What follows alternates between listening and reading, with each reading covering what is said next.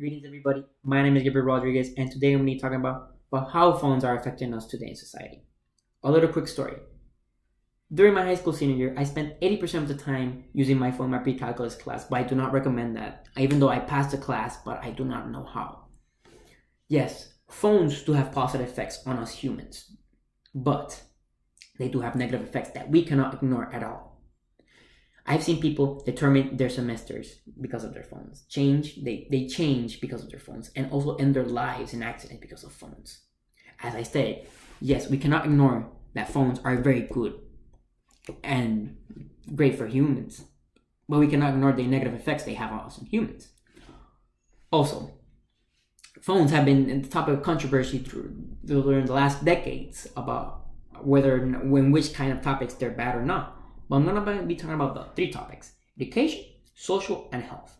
Do phones affect us in education? And yes, it affects students negatively and greatly in education. Cell phones are creating problems in classrooms. The Journal of Educational Psychology published a study that of 188 college students studied, those that had their phones open for non-academic purposes failed or had a very low grade compared to those that did not have their phones open. Also, the University of New Hampshire published a study that every college student, well, mostly a lot of college students, opened their phones 1 to 5 times during a class.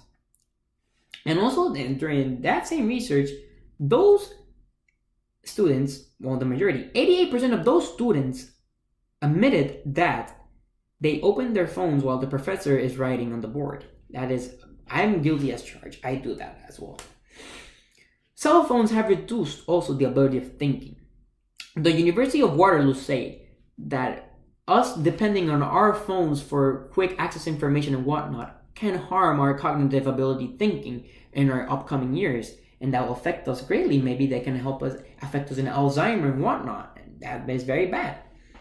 Not only it has affected education negatively, but also our social lives as well. Cell phones have drastically affected negatively our social lives.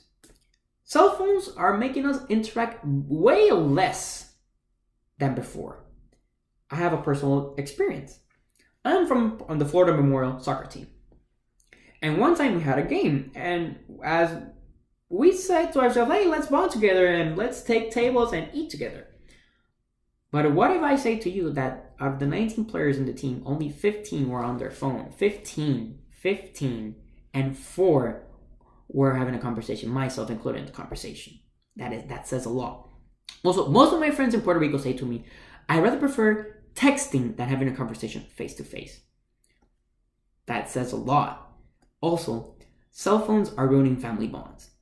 By excessive use of phones by parents, that is, they interact less with their kids, they overreact when they get interrupted, and they also give vague answers. And I can support that because my mom, her work determines her to be on her phone 24/7. So that means that she got so used to her phone that even in her spare time, she uses her phone instead of being with her child or myself. And we have discussions about that, and it's very horrible to see that. So now that we have learned that it has socially affected us, let's see how it affects us in our health. Cell phones can affect negatively our health very badly. So cell phones and the street do not match at all. A data published is that 1 out of every 4 car accidents in the United States is caused by texting and driving. That's horrible to talk about.